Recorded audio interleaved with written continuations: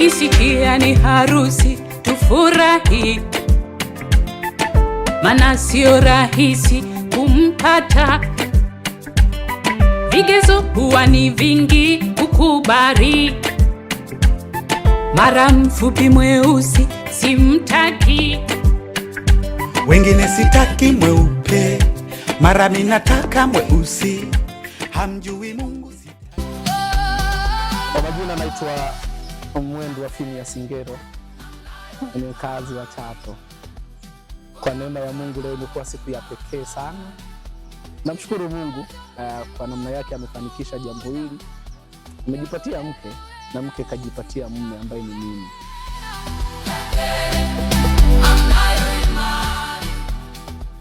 Kwa majina naitwa Rahabu Msimba Warati, ninaishi Chato, mtaa wa Miembeni.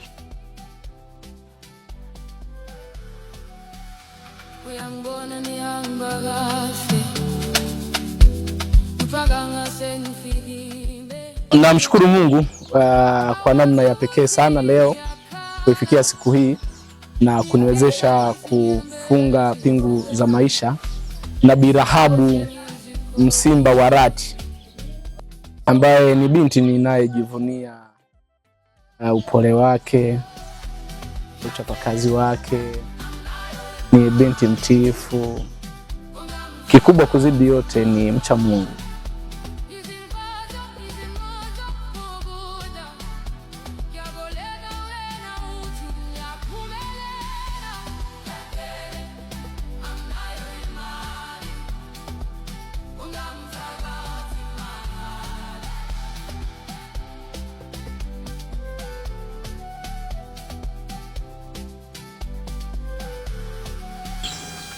Na ninamshukuru Mungu kwa kunipatia mume kwa siku hii ya leo. Imekuwa ni siku yenye baraka kubwa katika maisha yangu.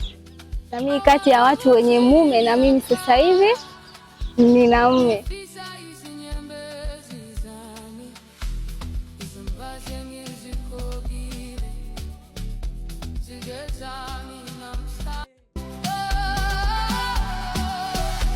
Mke wangu, mambo vipi? Poa. Binafsi namshukuru Mungu sana kwa siku ya leo. Unajiona?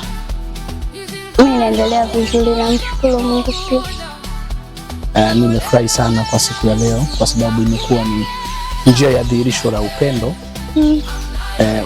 Umelipokeaje tukio hili? Nilipokea vizuri na namshukuru Mungu kunipatia wewe. Naahidi kukutunza. Asante. Kwa neema ya Mungu na kwa maombi mengi naamini atatufanikisha. Ni mwanzo wa maisha ya pamoja, tujenge historia pamoja. Amen. Nakupenda mpenzi wangu.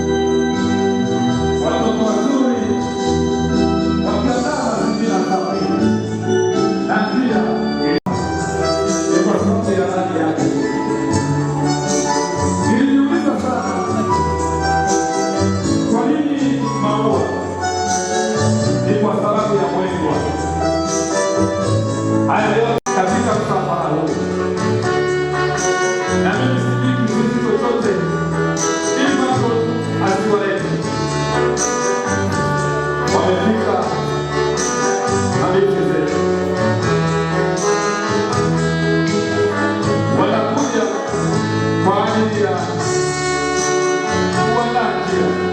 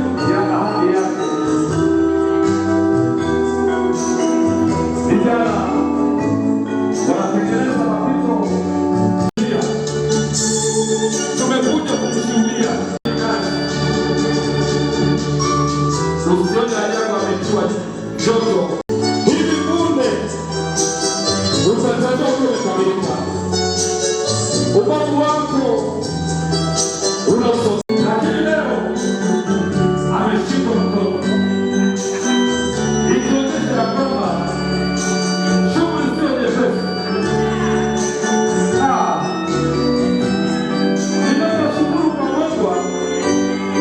Ninashukuru kwa Mungu akiangalia pale mbele kidogo, pale mmoja anatabasamu. Na tabasamu lake ni tabasamu la kweli.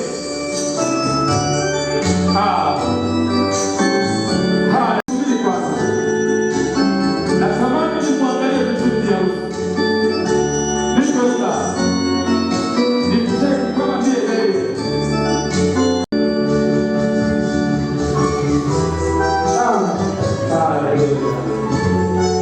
Ni sawa kabisa na kusema kwamba kwa mwezi wake wa maisha ameniambia kwa maisha ya roho na njia ya roho ya kwamba huyu niliyeamua na ndiye alikuwa kusubiri kwa muda mrefu. Alimsubiri kwa miaka kadhaa, makumi ya miaka, mamoja ya mwezi wa tano. Ananiambia kwamba sasa wakati umefika, tunapata wote vilivyokuwa vikifika na kuondoa. Sasa Mungu amekuona vizuri sana. Haya, na kumwambia mama, ongeza lako linakuja. Nakuja kabisa yani. Niliamua kuja kukuchukua nyumbani. Kijana ananiambia, na wewe ndiye kwa nikuchukue. Mungu akainama. Akafikiria sana. Anampa zawadi. Zawadi hii anasema inaanza. Zawadi ya mtu kumwambia amina. Tunampongeza bi harusi.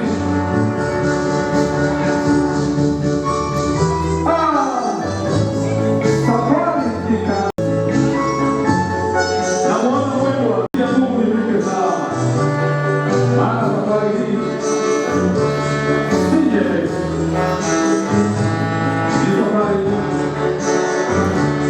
anatembea kwa sababu tu sasa hana la kumwambia kwa sasa. Ili mimi na wewe Mungu atubariki, ambayo imetimizwa leo tarehe 10.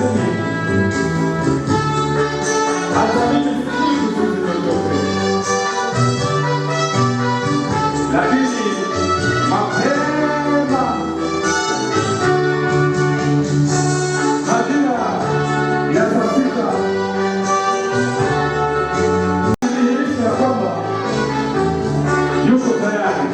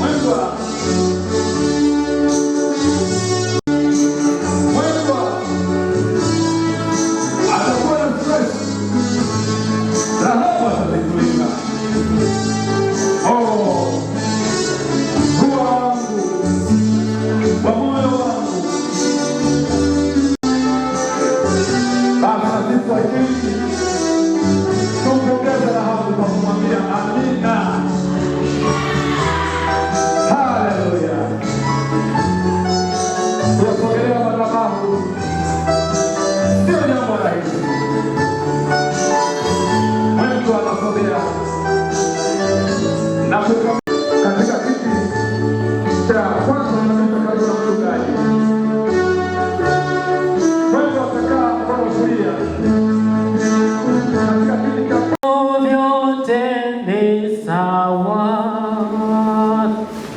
Mabeti mawili tu. Vitu vyote ni sawa. Tuimbe. Vitu vyote ni sawa panapo pendo.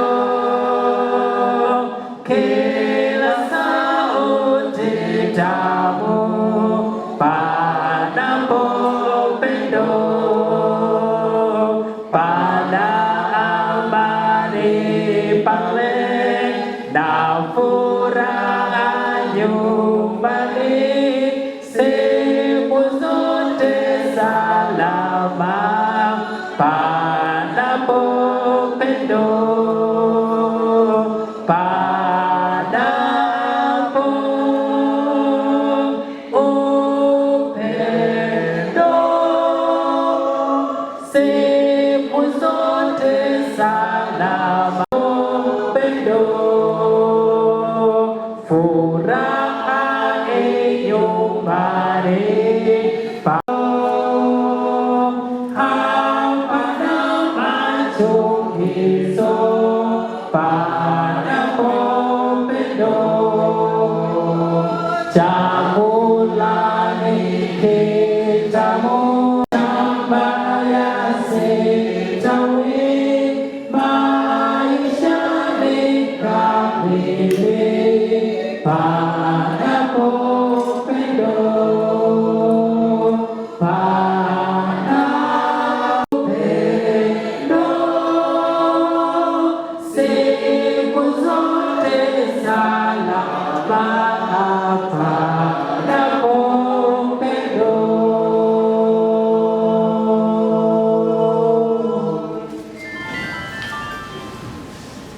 Hivyo tulivyo, tuombe.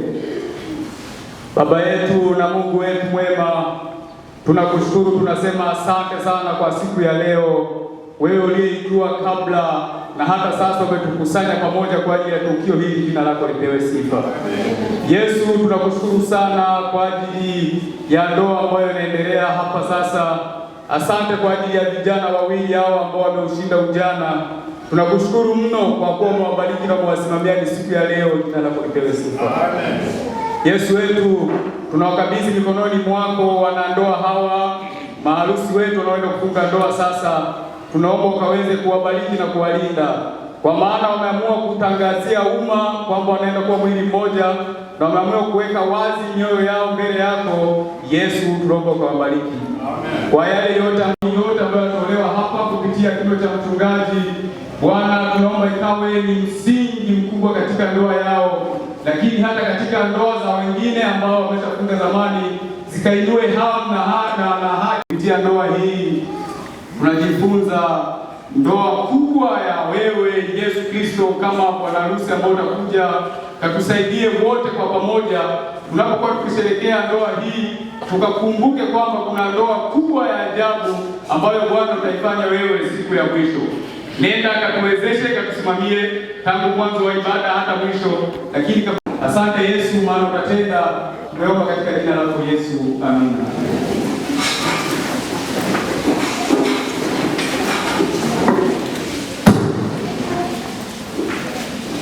Wapendwa, Bwana Yesu asifiwe. Wakati nikiendelea utambulisho, kwaya ya kanisa la Waadventista wa Sabato Muungano mtajiandaa kwa ajili ya wimbo maalum kabla ya hotuba ya mchana wa leo. Lakini mara baada ya hotuba, kwaya ya Injilisti maalum itakuja kwa ajili ya wimbo. Kila kwaya zingatia ratiba yake ili tuende na wakati. Wapendwa, mchana wa leo tumekusanyika hapa mahali kanisa la Waadventista wa Sabato Muungano, na ninaomba katika ibada hii muhimu niwatambulishe wale ambao tumejumuisha mbele za Bwana mchana wa leo. Nianze kwa kutambulisha wale ambao Bwana ameruhusu tukusanye hapa, maharusi wetu. Nilete kwenu bwana harusi Mwinjilisti Mwendwa Phineas Benjamin. Tafadhali unaweza kufunga mkono na kanisa washangilie na kusema amina. Lakini tunaye bibi harusi Mwinjilisti Rahabu Msimba apunge mikono na tuseme amina kwa ajili yake. Basi barikiwe sana. Nitambulishe wale ambao wamewasindikiza. Tunaye Mwalimu Charles Mgangani Masatu, tafadhali punga mkono wako. Tunaye Madam Faye Deus akiwa msindikizaji wa bibi harusi, tafadhali. Bwana awabariki sana. Nipende kutambua wazazi wa bwana harusi, baba mzazi kama wamekwisha kufika. Basi tuendelee kuombea, wanakuja. Ndugu wengine wa bwana harusi ambao wameshafika, tusimame tupunge mikono. Amina. Wamesema lazima tuondoke na bwana harusi, nasi tunawaombea. Niweze kutambua wazazi wa bibi harusi kama wameshakwisha kufika, tafadhali simama. Mungu awabariki sana. Ndugu wengine wa bibi harusi, tafadhali simame tupunge mikono. Bwana awabariki sana. Karibuni sana kwenye kanisa la leo. Mbele yetu tunao washiriki wa makanisa mawili ambao kama harusi wanatoka hapo. Bwana harusi ni mshiriki wa kanisa la Waadventista wa Emau. Kwa hiyo wana Emau wamekuja kutoa. Naomba wana Emau kwa kishindo msimame na kumshangilia Bwana. Bwana wabariki sana. Niombe kwa niaba ya kanisa la Emau nitambue wazee wa kanisa ambao wako huko. Mzee Moyunga Kesi Mugaita, tafadhali punga mikono kwa niaba ya kanisa kwa mara nyingine. Mungu akubariki. Lakini tunaye mzee ambaye analea idara ya kaya na familia, ambaye sasa naongeza mwanachama. Tafadhali mzee Shikobe, mali ulipopunga tena mkono wako. Amina. Tunashukuru sana kwa maombi yako. Lakini pia tunao kanisa la Muungano ambao kwa kweli tunawashukuru kwa kumlea vizuri bibi harusi. Usimameni kupungia mikono. Amina. Bwana awabariki sana. Mzee wa kanisa Mwalimu Emily Stefano tulikuwa naye mara hapa. Japo kuna dharura ilikuwa atoke na mimi atakuwa ameshatoka. Simoni kwa niaba yake nitambue waziri wa kanisa Mzee Baraka Lucas kwa niaba ya kanisa na uongozi. Punga mkono wangu. Bwana akubariki sana. Nitambue waimbaji wa kanisa haya. Tunayo kwaya kanisa la Muungano, kwaya ya Kiinjilisti, punga mkono. Wataleta muziki mzuri. Kuna kanisa kwaya ya Kiinjilisti Emau, punga mkono tena. Bwana awabariki. Lakini tambue wasindikizaji wa bibi harusi na bwana harusi, simameni kwa umoja wenu, mpunge mikono. Bwana awabariki. Karibuni sana. Kipekee sana nitambue watumishi wa shule za Emau. Bwana harusi ni mmoja wa watumishi wa shule za Emau. Nione watumishi wote ambao wamekuja kumsindikiza mtumishi wenzao, simameni kwa umoja wenu na tumshangilie Bwana. Watumishi wa shule za Emau, Bwana awabariki sana. Lakini kipekee niweze kutambua MC wetu Mwinjilisti Obed Kasimini. MC Mweusi, Bwana akubariki sana. Na majina mengi sana. Nitambue mama tono wetu ambao walifanikisha shughuli hii. Mungu awabariki. Tupungie mikono. Mama yetu wa director tunakuombea. Lakini kipekee tunao watumishi wa Bwana kutoka kampuni ya Home Kai Studio. Hao wanapiga picha maarufu sana katika mji wa Chato na kule Dar es Salaam. Punga mkono wako Mr. Kush Stanislaus Cosmas. Ukitaka picha makini basi utapata kwake. Bwana kubariki sana Mr. Stanislaus. Nitambue wote mliofika hapa, mabibi na mabwana mliokuja hapa, kila mmoja ajisikie kutambuliwa. Karibuni sana. Mimi ni mchungaji Sabato Joseph Adobea, mchungaji wa shule za Emau. Karibuni sana katika ibada ya mchana wa leo. Pamoja nami ninaye mchungaji Ibrahim Wahinda, mchungaji wetu ambaye anachunga mtaa wa Chato Mission pamoja na mtaa wa Emau. Karibu sana katika ibada hii. Na yeye ndiye Bwana atamtumia kuhudumia ibada hii ya ndoa takatifu. Tutaendelea na utambulisho kadri ambavyo wageni wataendelea kuingia, lakini kwa faida kwa muda huu niruhusu kwaya ya Kiinjilisti Muungano walete wimbo, na baada yao mchungaji atasimama kwa ajili ya hotuba. Karibuni sana.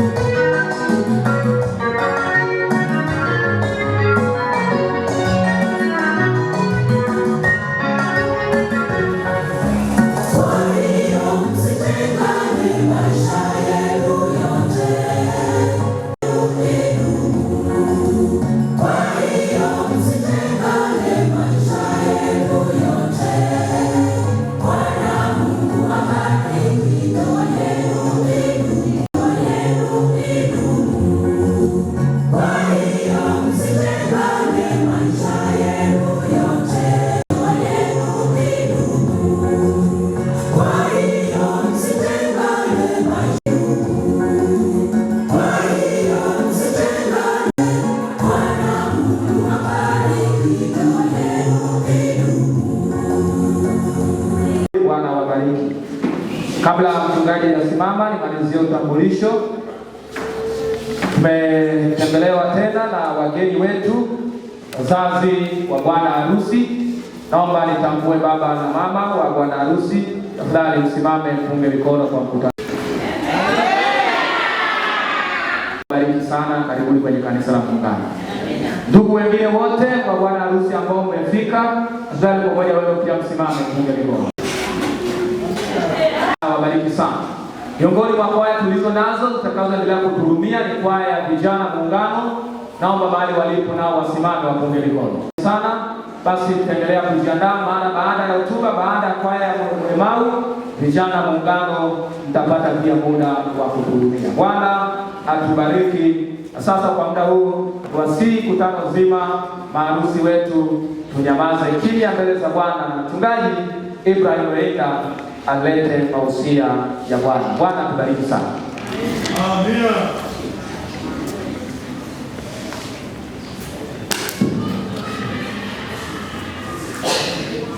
Haleluya. Tupungiane mkono namna hii. Amina. Leo ni siku ya furaha. Vijana wetu wanafunga ndoa. Vijana wetu wanafanya nini jamani? Swala la kumshukuru. Mambo yanakaribia. Mwendwa na Rahabu watakuwa wamefunga ndoa yao, na tuna imani itawezekana kwa sababu mambo yanakwenda vizuri. Haleluya jamani. Baada ya kumshukuru Mungu, ni shukuru wahubiri wa kwanza, waimbaji. Mmeimba wimbo mzuri. Ile kinili kile wanaita chorus ilikuwa tamu sana. Imerudia wasiachane. Si ni kweli jamani? Imerudia wasiachane. Inaona kama tamu. Ubeti umerudia wasiachane. Nami ninashukuru kwa hilo. Sasa hivi ni saa 7:20. Usinisingizie kwamba video nimechelewesha. Saa 7:00 ngapi jamani? 20. Kwa hiyo mimi nijitahidi, japo na mimi nitetea, lakini nisiwacheleweshe pia. Si kweli jamani? Mwenyekiti wangu atanidhibiti. Kwa mfano saa 7:20. Kwa mfano nikiongeza dakika 30 na kwa sababu na dakika 50 nianze kuambishi. Ina maana nitumia dakika 30 kuongea. Nimejipa nyingi. Bwana. Nyinyi mlikuwa mna maji kama kumda kaibo mnarudia hapo. Sasa hivi nataka kunibana. Haya bwana, Mungu atatusaidia, lakini nimejipa 30 na bado 29 kwa sasa. Ndugu zangu, ni washukuru wazazi wa bibi harusi. Mungu awabariki sana. Sio rahisi, lakini inawezekana. Ni washukuru pia wazazi wa bwana harusi. Sio rahisi, lakini Mungu akawasaidia ili iwezekane. Nilishukuru makanisa yote yaliyokuwa yanawalea, kanisa la Muungano na kanisa la wapi hapo la Emau na shule ya Emau, wote na wafanyakazi. Kuna jambo mlifanya. Mungu awabariki sana. Sasa baada ya maneno hayo, tusome kitabu cha Mwanzo. Naongea na wewe mwendwa, Mwanzo 2 na ule mstari wa 24. Hebu ya hiyo Mwanzo sura ya 2 fungu 24 linasema, kwa hiyo mwanamume atamwacha baba yake na mama yake, naye ataambatana na mkewe, nao watakuwa mwili mmoja. Moyo. Yaani kifungu ukielewa kabisa unaweza hata kuahirisha kuoa. Linasemaje? Utawaacha baba na nani uambatane tu na nani? Unafikiri ni rahisi? Unajua mara nyingi hili fungu watu wasipolisikiliza ndoa inavunjika siku ya kuifunga. Lakini ikisikilizwa vizuri, unakuwa na uelewa mzuri. Na hili neno sio la kanisa au la dini au la mchungaji, ni neno la nani? Utawaacha baba na nani, na hapo ndipo shida. Kwa baba unaweza kujitahidi, ila kumwacha nani? Mama. Mama aise, tumboni mwake miezi mingapi? 9. Ulimsababisha asile na gazi, vitu gani vinanuka. Utamwacha baba na nani, uambatane nikasheshe. Mimi nisomewa fungu mwingi 2000 na ilikuwa 1990, ilikuwa 99. Jasho lilitoka. Yaani maana ya kuoa ni kuacha baba na mama. Na kwa nini nimesema hivyo? Biblia imesema hivyo kwa sababu zifuatazo. Mtoto wa kike kabinti huwa kanalindwa na baba yake na makaka zake. Kasichana kokote makaka zake ukikagusa, hata ukianza kuona kapigia miruzi, makaka wanaingilia kati. Kasichana hata kakarabwa kalikuwa kanalindwa mpaka saa hizi, bado dakika chache tu pale, mpaka saa hizi kalikuwa kanalindwa na maana makaka na baba, kwa mbali nyuma yao na baba. Mvulana yeyote duniani, basi mvulana analindwa na mama yake na dada zake. Mama ndiye anajua kaka kijana kangu akawa ni kavivu kula.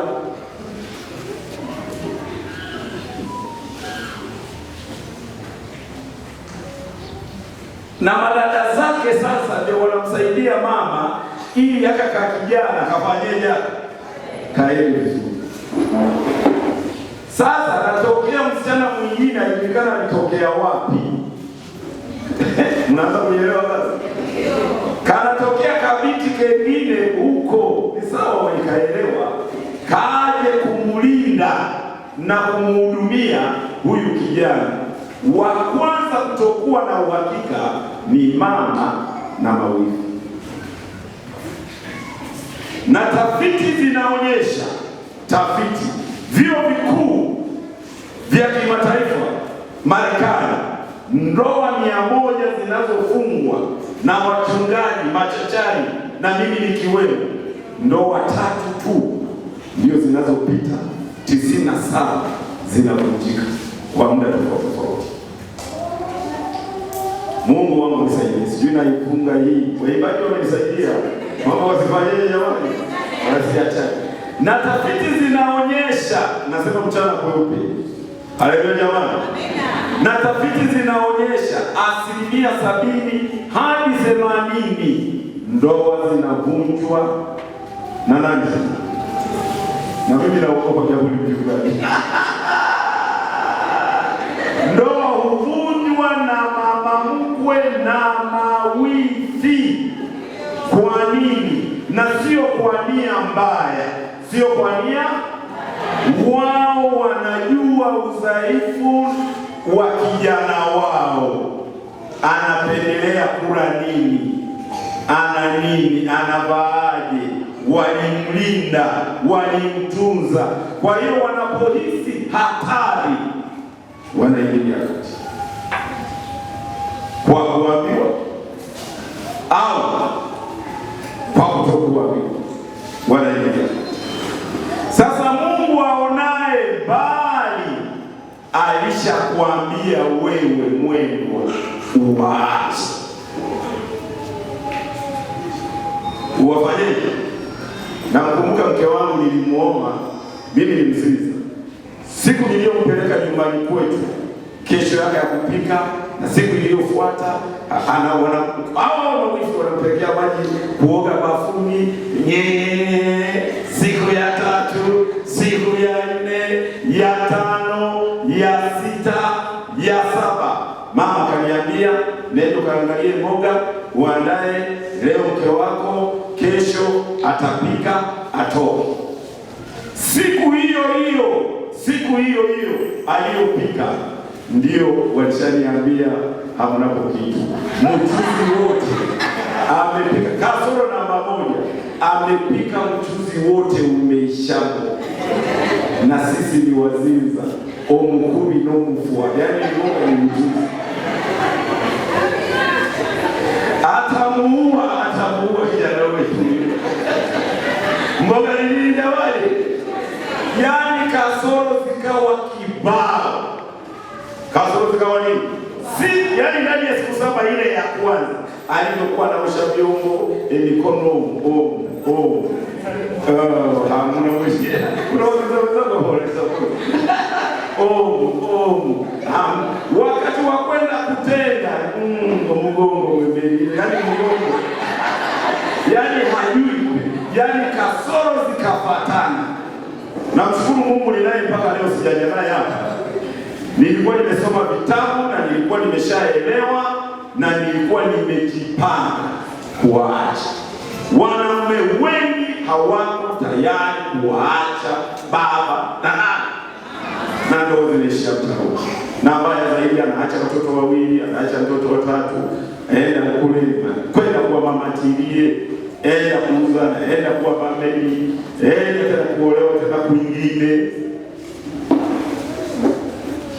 Ni michupuko mibaya sana. Yesu alipokuja alirudia tena neno hilo katika Mathayo 19 mstari wa 3 hadi wa 9.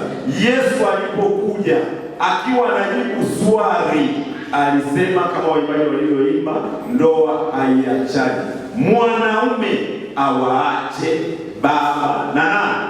Na hili neno nikalifafanua, maana kuna amri ya pili ni ya pili kweli, ya 5 inasema waheshimu baba na nani.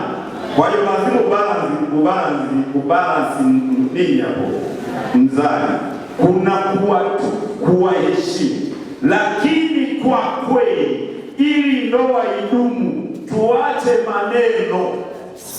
Na wale mliofunga zamani mnanitazama hapa, kama una tabia ya kutokuacha inaweza kaenda, na wengine wanasema ndoa inapambana sana mpaka miaka 12 inavunjika. Mwingine mkivuka hapo itaenda sana, mkifika miaka 30 inavunjika rasmi. Na kuna kuvunjika kwa aina nyingi, kutenga. Mafarisayo wakamwendea wakamjaribu wakamwambia je, ni halali kwamba yeye aliyewaumba mwanzo aliwaumba mtu mume na mtu mke? Sawa. Akasema kwa sababu hiyo mtu akamwacha babaye na mamaye. Tulia. Yaani hata ukiaisha saa hizi mimi nitakuwa na akili sana. Mamaye ataambatana na mkewe. Hayo ni maneno ya Yesu mwenyewe, mwana wa Mungu aliyeumba mbingu na sio ya wazungu. Na wazungu waliposhindwa kutii wanaoa mbwa na wanaoa wanaume. Kwa nini? Si basi wazungu na wana wao kwa punda. Nina amani. Tuendelee mbele kidogo. Fungu la 5 malizia. Sio baba tena, sio mama tena, sio dada tena, sio shangazi tena, wewe na yeye. Wewe tena bali mwili mmoja. Basi aliyounganisha Mungu mwanadamu asiwatenganishe. Marafiki, jamii inayokuzunguka inaweza kachangia, ni kama 15% hadi 20, 30 hapo na vitu kama hivyo, lakini 70 hadi 80 tumeshawataja. Ukikubali kuwapa hapa, ina maana ni sawa unapeleka ujumbe kwa ukoo kwamba mimi nawaacha. Ni mwanaume tu kuacha baba na mama. Wanasema kwa ukiwa kwenye mfungo, wewe na mke wako na baba yako na mama yako na katoto kako kakwaza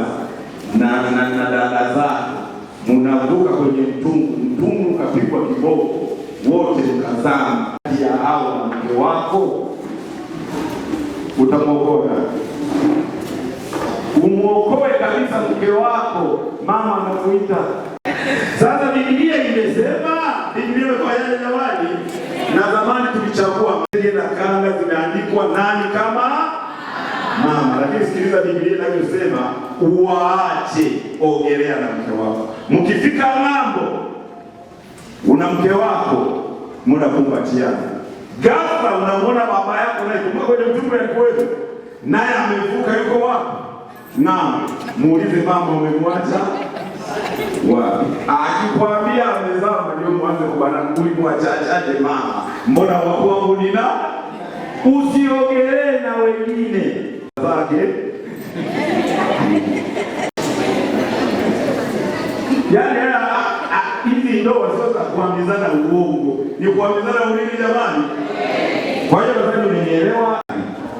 Alafu baada ya hayo kuyatimiza, ndipo utakuwa na uwezo wa kuwatunza wazazi wako, kuwalea na kila kitu. Sasa wewe ndio utasimama kuwatambulisha, sio yeye. Wewe ndio utasimama kwamba huyu niliyeambatana naye niko mikono sawa. 11. Sikiliza vizuri hapa Rahabu, usijifanye hivyo usijifanye hivyo umebanwa na sheria. Sikiliza, huyu wako nimeshamaliza kabisa. Yaani mimi sina hatia hapa duniani, nimempa. Tusomee. Sikia Rahabu, binti, utazame, nitazame kwenye sheria, utege sikio lako, weka vizuri hilo sikio, uwasahau watu wako na nyumba ya baba yako, uwasahau. Na mfalme atautamani uzuri wako. Uwasahau watu wa wapo. Huyu ameambiwa waache, ila anaweza kukumbuka. Yeye huyu ameambiwa afanye nini? Nani amepigwa sana? Unachagua kwa wapi? Kwa hiyo aliyeambiwa waache, unajua mtu anaweza kumwacha, lakini unajua yuko Bwana. Ndio, lakini yeye huyu ameambiwa awasahau. Sahau kabisa nyumbani kwenu, na hata ubini ubadilishe. Hata ubini. Sahau hata kaburi halitakuwepo huko tena. Sahau. Sasa siku hizi tunatoa wanawake hata hapa wapa kila wiki naenda mama yangu alinipa jipu. Wewe ni nesi, tulia kwa mume kila wiki huko. Alafu napokea simu, anakuuliza huyo baba ana roho nzuri, hivi wanashindaje? Mafuko yuko wanakuangaliaje? Sahau mambo ya wapi jamani? Ya nyumbani. Sasa hivi wewe ni wa wapi?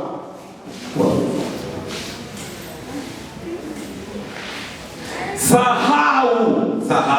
Hata unapokwenda msibani, nenda msibani. Ukifika mwanaume amekwambia, kama umeenda wote, haleluya. Amekwambia nenda, mimi bado nimenyimwa ruhusa hapa kazini, nenda. Ukifika kule anakwambia, anamuuliza wanazika lini? Kesho saa 8. Haya, kesho unazika, kesho kupo ushindo wasaidie kidogo, siku ile ya 3 fanyeje? Urudi. Ukimaliza rudi. Biblia iko makini sana. Sasa siku hizi kwenye ukoo kuna kitu hakufanya. Kwenye ukoo kuna tujamaa watufanye nini? Yule mjomba mkubwa kabisa aliyebaki, baada ya kuzika anaitisha kikao, wote anawaambia mazishi yalikuwa Kibehe kwa mfano, si kweli jamani? Alafu anakuja na yule mjomba aliyebaki, yaani wengine wote walikufa, yeye hafanyaje? Amesema wote tunakwenda Jumatano, tunakwenda kupalilia kaburi la babu yenu Muganza. Akifika Muganza anawaambia kuna shangazi yenu yule mkubwa kabisa Msalala Kisiwani, tunaenda. Mkifika msalani na waambie yule mtoto wa shemeji yenu amejifungua mtoto hajatimia. Wote msalani. Kwa hiyo nienda kuzika mgaza, msalala, mara kibele, mara kikuza mke wa mtu.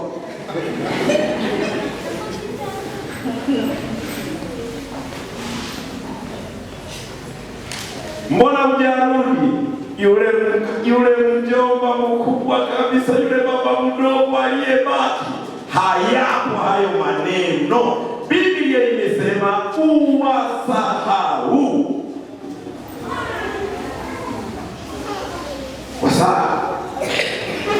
Kwa nini wasahau? Ukiwa mara unacheza huku na huku, hawa walinzi wa zamani wa huyu hatarini, koo zote mbili ziko wapi? Na nyinyi kwenye ukoo tunapowafungisha ndoa katika kanisa la Waadventista wa Sabato, mtambue kwamba kwenye ukoo, ujitambue kwamba ukoo wote uko mabegani mwenu. Kama vile ulizaliwa Mungapi, hapo ndio utakuwa na uchungu. Lakini nasema mwanamke anaanza kujichora yeye hapa na kuvaa nguo, anabakiza macho tu. Macho tu hii dunia. Avae saa 12 yuko kazini anamwagilia nyanya. Haleluya jamani. Usiku alale hoi anakaanga karama. Na hakuna kudharau kazi. Haleluya jamani. Kupiga kazi. Mungu awabariki sana. Hapo nimemaliza. Lakini nakuja na kwa kuna jambo moja nimwambie huyu ambalo unaweza ukalifanya. Hilo na mimi nalifanyaga. Mpaka leo niko kwenye maombi ili nishinde. Yeremia 31 mstari wa 22. Nikimaliza hilo naenda kuwafungisha ndoa. Sasa hapo huenda wengine mkasema kumbe ni aibu, ngoja mimi nitoke, mtajua hapo nikija. Nisomeze. 31 mstari wa 22. Sikiliza wote pande mbili zote msikilize. Hili ni la muhimu sana. Yeremia 31 fungu la 22. Linasemaje? Hata lini utatangatanga, binti mwenye kuasi? Nimeshalieleza msichana, mwanamke yeyote, usiwe mzee wa safa. Mabasi yote siku hizi yanajaa wanawake. Wanaenda kwa wapi haijulikani. Safari. Jamani, amejifungua kule Mwanga. Mnaenda wapi? Kwenye msiba. Nani amefiwa? Sikule. Kwa yule mtoto wa dada alikolewa. Sasa pale kwenye ujirani waliosomaga nao.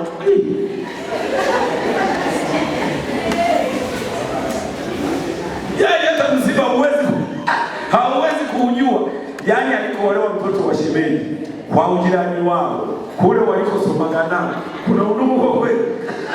Hii ni dalili kwamba Waafrika hatuna ka. Neno mbaya. Tunasema maneno magumu, mpate mtupe. Kwani tumewafuta? Kwa mfano hapa sasa kuna mchungaji chukue kwa msisi nenda na ruka. Piga kazi. Kanisa kazi. Serikali kazi. Kwa hiyo acha kutangatanga binti. Biblia inasemaje? Kwa maana Bwana ameumba jambo jipya duniani. Jambo la ajabu ambalo wanadamu hawajui, makabila yote hawana habari. Ni lipi hilo? Mwanamke atamlinda mwanamume. Kati yenu wawili ukija mtihani hapa, nani anamlinda kwanza?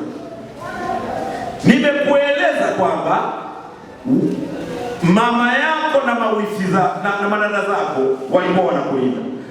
Sasa leo utatoka. Nani anakulinda? Raha. Kwa hiyo ujipange kwa maswali haya. Umekula wapi?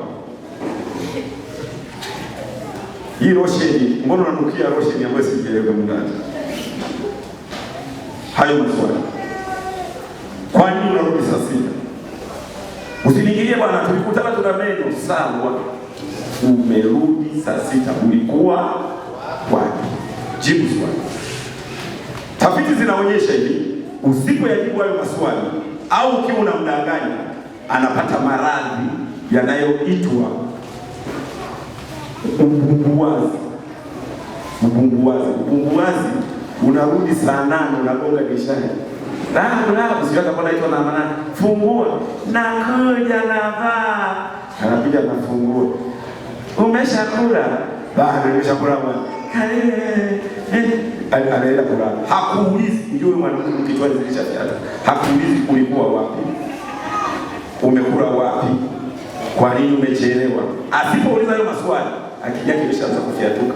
na inaonyesha anaanza kuzaa matoto, akili za hizo zinaanza kufanya nini? Shuleni wakiwa wanafundisha 7 mara 7 ni 8. Tangu lini 7 mara 7 ikawa ngapi? Hawa watoto wa siku hizi wanakula pipi. Hapana, mama yao alishakuwa jinga. Nani alimsababisha? Baba.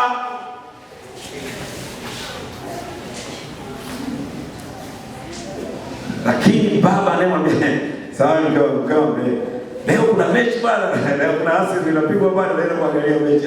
Hakuna kwenda usiku, hakuna kwenda usiku. Sasa mkawa msikiliza, leo tunaenda wote, unajua tunaenda wote. Mimi niende nanyonyesha. Hapo wanaje tukue furugu kalete wale.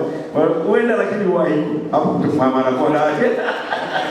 Omba ruhusa. Maana Biblia imemwambia mwanamke atamlinda nani? Kuna wanaume hayalindwi. Na wewe unasikiliza, kama umewahi kusafiri kutoka hapa mpaka Singida, mwanamke hajakupigia simu mmefika wapi, ujue wewe mwanamke akili zimeanza kufanyaje? Mimi tu hapa niko hapa nimeshapigiwa. Hiyo ni ndoa gani mpaka ya saa 8? Bado uko kwenye ndoa au umeshatoka hapo? Nikasema kumbe na mwanamke akili bado zinafanya nini? Bado zinafanya kazi. Lakini wewe mwanaume unamtisha mwanamke, unamkanyaga, hawezi kuoji hivyo vitu. Rudi, badilisha shati, tii. Okay. Murinde mume wako. Mhoja ni maswali muhimu. Ameleta milioni amekupa, ukampa 50,000 ya kutembea nayo. Baada ya wiki 2 muulize ile 50 ilishaishaje? Wakati wewe una 900 na ngapi? Wewe una 900 ilikuwa, mimi nina 50 na kenyewe tena atakafanyaje jamani? Anakafuatilia. Kwa nini anakafuatilia? Analinda.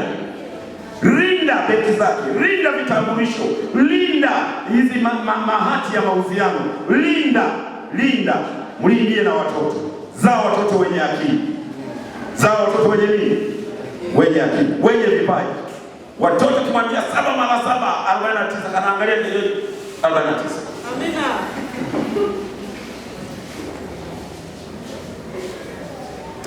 Mungu awabariki, Mungu awatie nguvu, ukubali kulinda. Ukubali kufanyaje mpendo? Kulinda, fungulia. Ukubali kulinda. Ambacho utamani kutokee kwa sasa ukiwa kwenye madaraka. Akajibu bodi. Nini? Saa 8 usiku bodi anagonga kwenye mlango wa rais, tokeni nje na mke wako, wote wanatoka, wanapekua kwenda kwa mtu mwingine. Saa 8. Badilisha ndio. Kwa hiyo kubali kujibu, kubali kwenda mwisho. Lakini wewe sasa utia mkarani. Za nani? Ya mume wako. Ba mwisho. Ukiona unaulizwa zile hela ziliishia wapi, dalili ya kwanza una asili ya umaskini. Kwa sababu pesa zote zikana mwanaume, una milioni 6 unazo, milioni 8 unazo, milioni 12 unazo. Alafu baada ya mwaka mmoja mwanamke anakuuliza ziliendaga wapi? Kuna wakati leo ukumbuki ile pikipiki. Kwani wewe ukumbuki kwamba wewe ukumbuki, ujue wewe kwa asili ni maskini. Mwanaume yeye ndiye anapokea taarifa ya matumizi. Taarifa ya nini? Mwenyekiti yeye anapokea nini? Na hiyo mwenyekiti hakikisha mali zinatunzwa kwa nani na usitunze kwingine. Mchungaji mbona unafundisha watu kwa nani? Ndoa anaruhusu kabisa. Kabla sijawaapisha hawa, naomba ukubali kutoka kwenu, msikilize waliokuja hapa. Wapenzi, tumekusanyika hapa mbele za Mungu na mbele ya mkutano huu ili kuwaunganishwa Mwendwa na Rahabu katika ndoa takatifu ambalo ni jambo la heshima lililoanzishwa na Mungu wakati wanadamu walipokuwa hawana hatia, nalo linafananishwa na muungano wa Kristo na kanisa lake. Jambo hili takatifu alilibariki na kuliheshimu kwa uwepo wake na kwa muujiza wake wa kwanza aliofanya katika mji wa Kana ya Galilaya, na ndoa imesifiwa zaidi na Mtume Paulo akisema kwamba haina budi kuheshimiwa na wote na imekusudiwa kuleta umoja zaidi na Bwana. Kwa hiyo isichukuliwe wala kufanyika kwa namna isiyofaa wala kwa haraka au kwa uzinifu na uasherati, bali kwa heshima na kicho kwa Mungu. Na ikumbukwe kwamba ndoa iliwekwa na Mungu kwa ajili ya kusaidiana, kufarijiana kwa kadiri ya mahitaji ya kila mmoja katika siku za kufanikiwa na katika siku za taabu. Katika hali ya utakatifu, watu hao wawili, nikiwa na maana ya Mwendwa na Rahabu, walioko hapa mbele yenu, nikiwa na maana ya nyie mliokuja, wamekuja wapate kuunganishwa sasa kwa kichwa cha Mungu, ili wakae pamoja siku zote bila kutengana. Mkumbuke, tutawaunganisha hawa tukiwa tumekubaliana sisi wote kwamba wasifanye nini jamani? Wasitengane. Kwa ajili hiyo, mtu yeyote akiweza kuonyesha sababu inayoweza kufanya wasiunganishwe kihalali katika ndoa, aseme sasa kama hivi, kwamba mimi bana nimesikiliza mahubiri au nisikia ile na ile nimealisha mwanangu nani huyu, aseme sasa. Ukishanyoosha mkono tutakupeleka chumbani, tutakwenda kusikiliza. Wote wamenyamaza, semeni amina. Huo ukimya maana yake kwamba pasta unachelewa tu, wafungishe ndoa.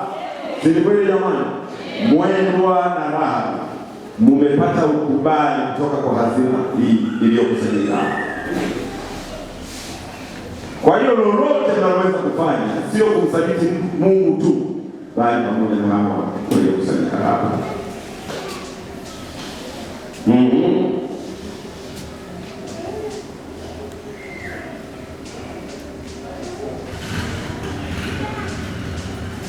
Baada ya maneno hayo, kuna kipengele akasema, msikilizeni sasa nyinyi wawili baada ya kupewa haki kule. Ninawaagiza ninyi wawili mjibu sasa kama mtakavyojibu siku ya hukumu, ambapo siri zote za mioyo zitafunuliwa, kama mmoja wenu, yaani wewe Mwendwa na Rahabu, anajua sababu au kipingamizi chochote cha kuunganishwa kihalali katika ndoa. Huu ndio muda wa kujiokoa. Basi aseme sasa, sema mimi kwa kweli siwezi. Mjue hakika ya kwamba watu wote wanaofunga ndoa kinyume na vile inavyoruhusiwa katika neno la Mungu hawaunganishwi na Mungu. Wewe bwana harusi, mpe maiki, msogezee maiki, utanifuatisha maneno yakifika mwisho. Najua kweli umeamua. Nashuhudia kweli ya kwamba sijui pingamizi lolote kuunganishwa katika ndoa. Jamani, mpeni amina. Huyu kijana alichagua, anajua jina la baba mkwe na la baba yake na baba mkwe na la babu. Jamani, mpeni amina.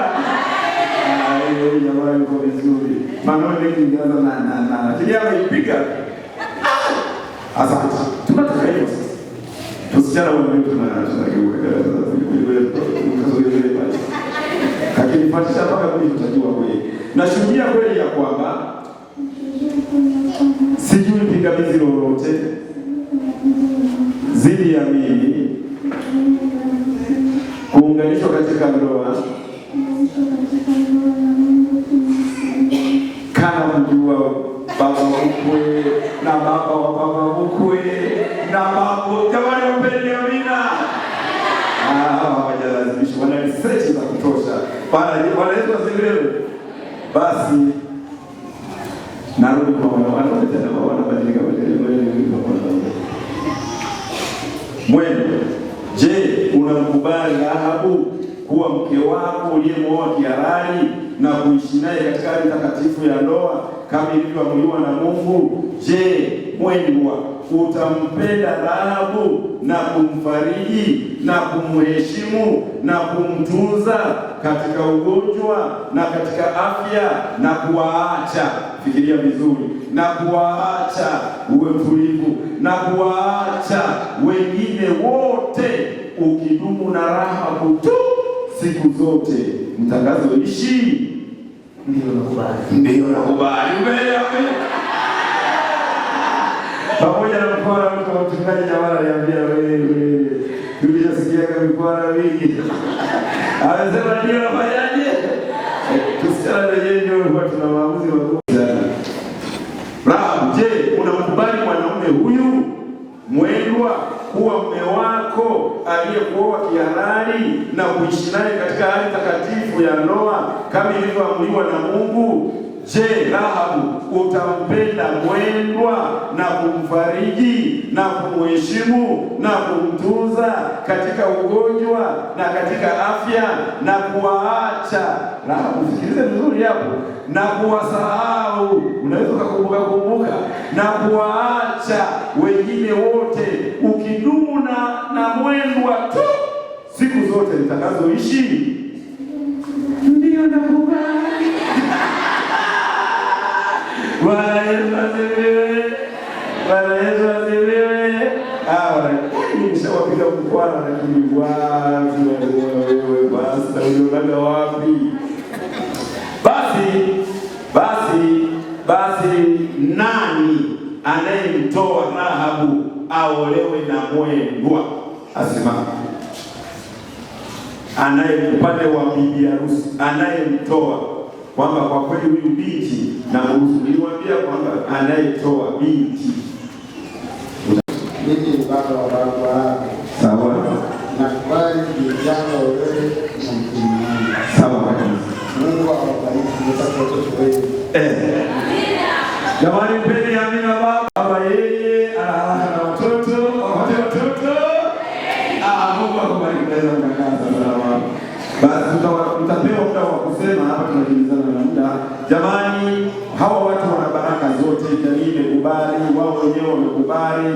Sasa hapa mambo yamekuwa vizuri. Lakini nimkague tena na mpe tena, sijakubali vizuri. Ngoja nifatishe. Tukifika mwisho najua ameamua kweli kweli. Na wasii watu wote walioko hapa washuhudie ya kwamba mimi na kutwaa wewe uwe mke wangu halali wa ndoa,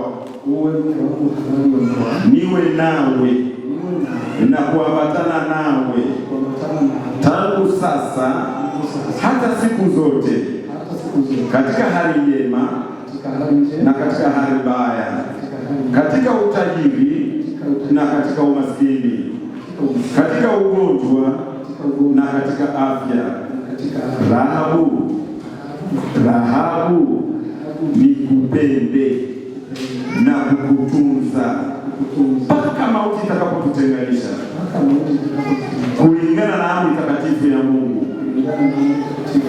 Na katika mambo hayo, kama vile unamsogelea na katika mambo hayo, kama vile unamsogelea na katika mambo hayo, kama vile mkono wangu unagusa bega lake kidogo. Na katika mambo hayo, nakupa ahadi yangu. Asante. Rudi sasa kwa jamani, Bwana Yesu asifiwe. Rahabu, haya maneno aliyosema sasa ya karibu, amekupa ahadi na unaweza kuona zidai mara moja atakuwa mwaka. Sasa wewe ndio mambo ni yaani. Ngoja niende na usiana na tuone kama naweza kutoa ahadi. Na wasii watu wote walioko hapa washuhudie ya kwamba mimi na kutwaa wewe uwe mume wangu halali wa ndoa, niwe nawe na kuambatana nawe tangu sasa hata siku zote, katika hali njema na katika hali mbaya, katika utajiri na katika umaskini, katika ugonjwa na katika afya. Mwendwa, nikupende na kukutunza mpaka mauti itakapotutenganisha, kulingana na amri takatifu ya Mungu. Na katika mambo hayo tunamsogelea pole pole, na katika mambo hayo pole pole kwa sababu, na katika mambo usogelee wewe Bwana wako, usogelee. Na katika mambo hayo unaweza kunyosha mkono kagusa bega lake, hiyo simanganie sana. Na katika mambo hayo nakupa ahadi yangu. Amina. Yani na iwe hivyo. Semeni amina. Ngoja ahadi. Sasa yeye baki ni nani? Ambaye anaweza kukwamisha hao sio wale ni nani aliyebaki?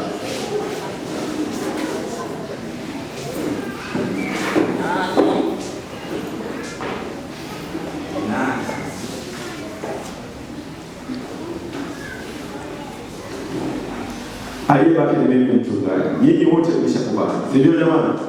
Mniombea na mimi nikubali. Naanza hivi. Kwa sababu Mwendwa na Rahabu wamekubaliana kuishi katika hali ya maisha matakatifu ya ndoa, nao wameyashuhudia haya mbele za Mungu na mbele ya mkutano huu, na katika mambo hayo wametoa ahadi na kujifunga. Sogeleani sasa, mshikane vidole. Wanaelewa wapi mnani? Haya, kidole kushoto. Hapana, kulia, ambia huko, ema bako. Kushika kidole kidogo kwa sababu kidogo kama narudia tena sayang sugeza.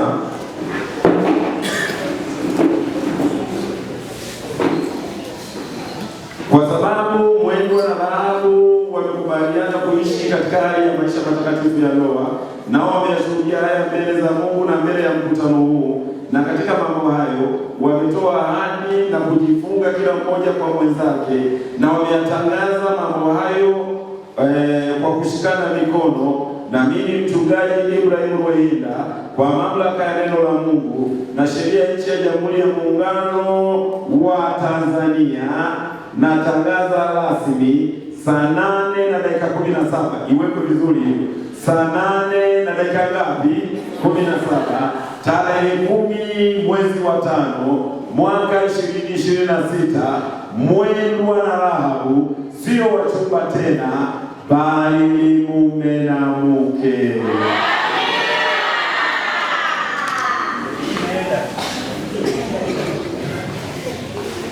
Ilikuwa saa 8:00 narudia mwandishi wenu vizuri, saa 8:17 tarehe 10 mwezi wa 5 mwaka 2026, mumekuwa mume na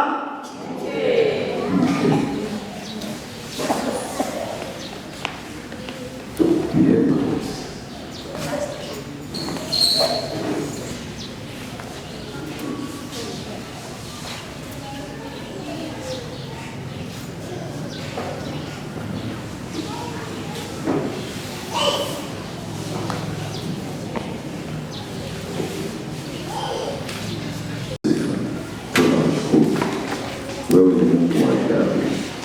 Yametimia yale uliyosema katika bustani ya Edeni. Jina lako lipewe sifa. Namleta mkononi mwako kijana wako huyu mdogo Mwendwa. Ni kijana mdogo kabisa. Ninaomba akiwa amepiga magoti kumkabidhi binadamu mwanamke amtawale, yeye awe kichwa. Ninakusihi umpatie haya, mpe hekima namna ya kutawala, amtawale kwa niaba yako, asimuumize, asimnyong'onyeze, atawale kama unavyopenda wewe. Umempa utawala kukuwakilisha wewe, mruhusu, mkumbushe, mwelekeze namna ya kutawala vizuri. Mpe hekima, mpe busara, mpe maarifa ya kutawala vizuri. Baba wa milele, namwombea na hili, mjaze uwezo wa ubunifu, awe mbunifu katika maisha ya kiroho, awe mbunifu katika maisha ya kimwili, mjaze utajiri wa kiroho na kimwili, akienda mashariki, magharibi, kusini na kaskazini, uwepo wako umtangulie. Lolote atakaloligusa dogo kabisa lichipuke na kuwa jambo kubwa. Mfalme wa amani, kwa kuwa Mwendwa amekuwa mnyenyekevu, angefanya kinyume na hivi ilivyofanyika na dunia tusingeshangaa, lakini amelitii neno lako, kama ulivyowabariki wazee watakatifu, wazee wa imani, Ibrahimu, Isaka na Yakobo. Uliwajaza makundi ya mifugo, makundi ya mali, makundi ya dhahabu, na huyu mtoto wako umpatie vitu hivi. Mpe familia nzuri ya makimbilio, wenye njaa, wagonjwa, wajane, wazee, wote wakapate maji ya baridi na chakula kitamu.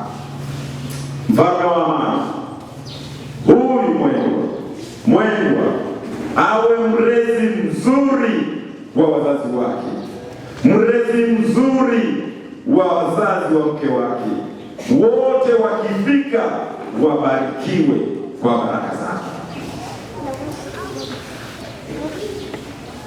Binti yako mdogo Raha ni binti mdogo, hajui namna ya kuingia na kutoka, hata ya mambo ni mageni kwake. Mpe hekima, mpe busara, mpe maarifa, na muombea hili pia. Dua zake, maombi yake na sala zake atakazokuwa akimwombea mme zifike kwenye kiti chako cha enzi, zifike. Na chochote atakachokileta Mwendwa, yawe mawazo, iwe mipango, iwe mikakati, iwe mali, iwe uchumi, akaigusa kwa mikono yake, Rahabu ibarikiwe kwa jina la Yesu. Ibarikiwe, ibarikiwe, mipango hiyo ibarikiwe. Binti huyu aombe asubuhi, aombe usiku, aombe mchana, aombee mme, aombee mipango, aombee mafanikio. Baba akiomba Rahabu, usije kwenye kiti chako cha enzi. Naomba nimwombee na hili Yesu. Binti, kwa kuwa umembariki na kwa kuwa amekutii na kwa kuwa amekuwa mnyenyekevu, angefanya vinginevyo na dunia tulivyo tusingeshangaa, ila amelitukuza jina lako. Ninamuombea umpatie watoto wengi wa kiume na wa kike, azae watoto wa kike bila operation, bila kusumbuka, ajifungue kwa wakati vizuri, tena kwa amani. Aje na watoto wenye akili, wenye vipaji, wenye talanta, wenye uweza. Watoto juu yao wana bendera yenye amri 10 na imani ya Yesu. Watu watakaofika kwa Rahabu washinde, wapate pa kulala, watoke waende wakiwa na mikono tupu, warudi wakiwa wamepakata vitu kwenye nyumba ya Rahabu, iwe nyumba ya makimbilio. Michango ya serikali, jamii ina shida, ikifika kwa hawa ibarikiwe. La mwisho, Yesu, la mwisho, kwa kuwa duniani kuna nguvu za giza, kuna mapepo, kuna wachawi, kuna mizimu na watajaribu, hata walipokanyaga wakizoa mchana, hata walipotema hawa wachawi, mapepo, majini, mapepo ya upande wa mababa, mapepo ya upande wa mamama, yashindwe kwa jina lako Yesu. Tunayarani kwa jina la Yesu. Yasiguse mashamba yao, yasiguse watoto wao, yasiguse ndoa zao, yasiguse biashara zao, yasiguse ajira zao, wasiguse nyumba yao. Malaika, maserafi na makerubi wawarinde usiku na mchana. magonjwa ya bakteria na virus, ajali za mapikipiki, ajali mbaya za kugongwa, kuonewa, kuanguka, kuvunjika, vyote tunavikemea kwa jina la Yesu. Asante kwa sababu umetusikia na utawabariki kwa jina la Yesu. Amen.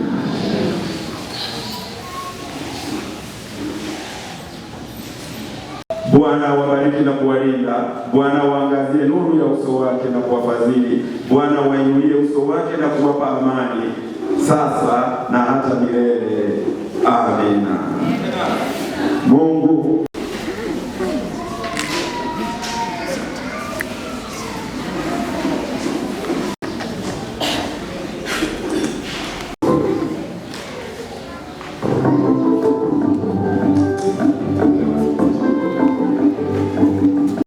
kapige picha nyingine.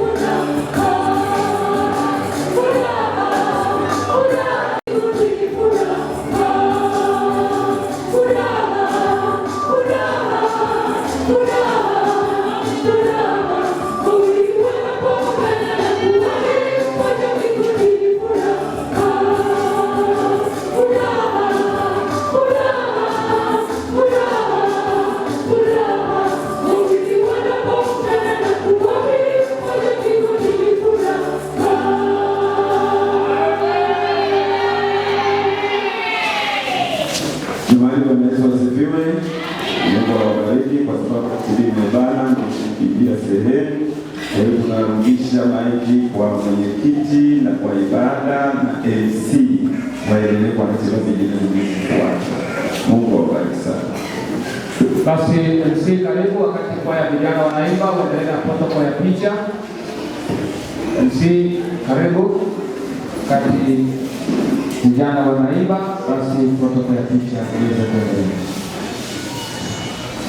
Niombe wazazi tusimame sasa kwa ajili ya picha. Wazazi wa bwana harusi waje wapige picha na maharusi. Wazazi wa bwana harusi, baba, mama,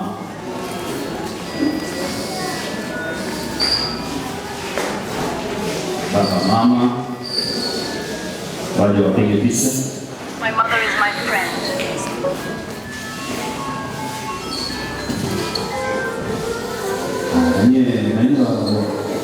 Nani mtokee karibu mpige picha kwa pamoja. Wakati wajiandae wazazi wa biharusi.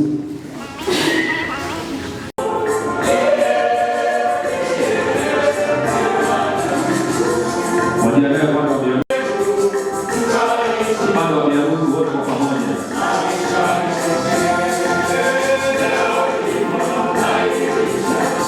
Wengine mnaweza kusoma huko.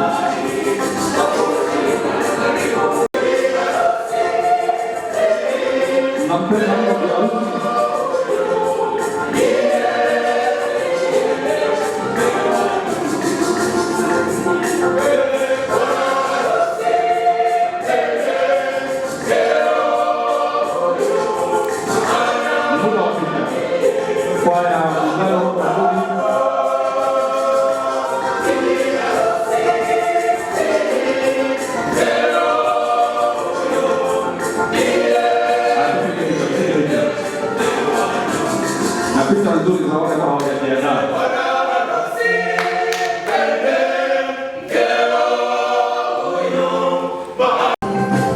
Na picha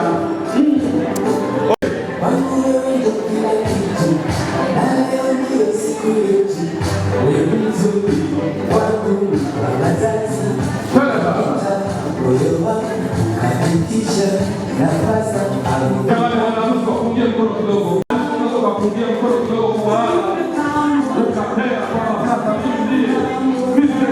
Wengwa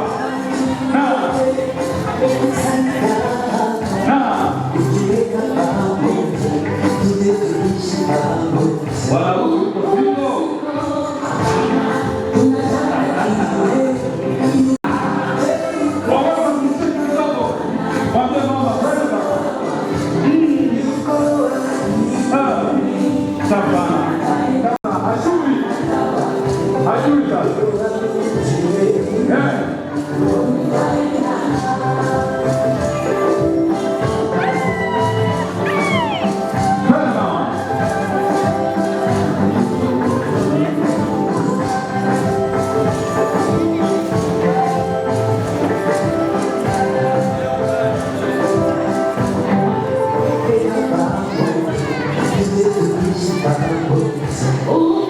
sio Oh,